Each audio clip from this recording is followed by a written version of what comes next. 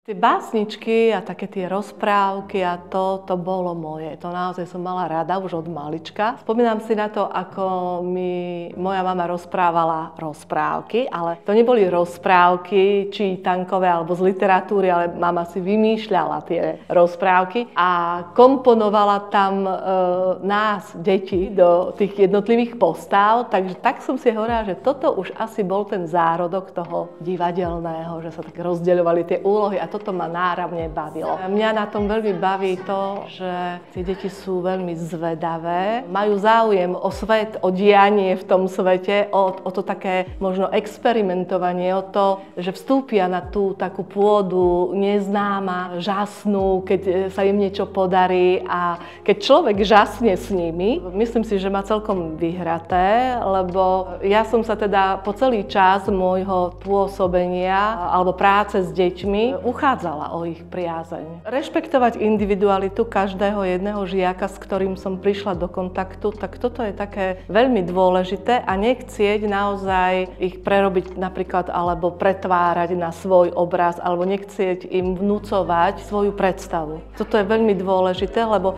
častokrát má predstava toho, ktorého dieťaťa, toho, ktorého žiaka alebo študenta prekvapila alebo zasiahla natoľko, že som si povedala, no tak toto je lepšie ešte ako to, čo ja si myslím. Hej? Čiže podporovať tú ich vlastnú, povedzme, imagináciu, predstavivosť a to, ako oni sa pozerajú na ten, ktorý problém. To bol princíp práce. Tá partnerský postoj, to, že, ako som už hovorila, že ja som sa uchádzala o priazeň toho dieťaťa, o to, aby ono so mnou spolupracovalo ako s partnerom a ja som stále vnímala a vnímam dodnes aj študentov ako svojich takých partnerov a vtedy to funguje veľmi fajn, keď sa môžeme navzájom ovplyvňovať. Toto je úžasné. Samozrejme, že som sa veľakrát mnoho vecí od detí naučila. Častokrát som im dávala možno nejaké témy spracovať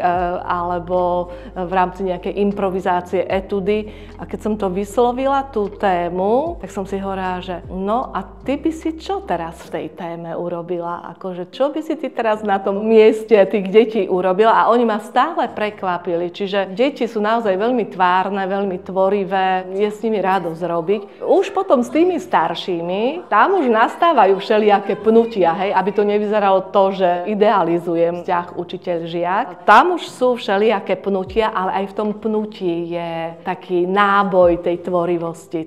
To vymedzovanie, hlavne tí starší už sa tak potom vymedzujú voči učiteľovi, už tam nastávajú také, nechcem povedať, že konflikty, ale pnutia, to sedí, ale to je tiež taký zárodok tvorivosti. Som teda vyštudovaná pedagogička, robila som v základnej umeleckej škole, teraz pracujem na súkromnom konzervatóriu v Prešove. Stále je to spojené s tým slovom, s tým umeleckým slovom, aj to moderovanie, aj ten umelecký prednes, aj javisková reč, ktorú teraz učím tiež. A trúfam si povedať, že keby som bola len teda učiteľ, tak by sa mi bolo možno stalo aj to, že by ma to bolo prestalo nejakým spôsobom baviť, alebo že by som mala inšpiráciu, ale tým, že som aj ja sama bola v akcii, povedzme ako tá moderátorka, alebo som si ešte robila vedeckú činnosť, že som robila výskum a robila som výskum práve s tými deťmi, ktoré som učila, tak to sa naozaj tak pekne komponovalo v tom mojom živote, tak ja som vďačná.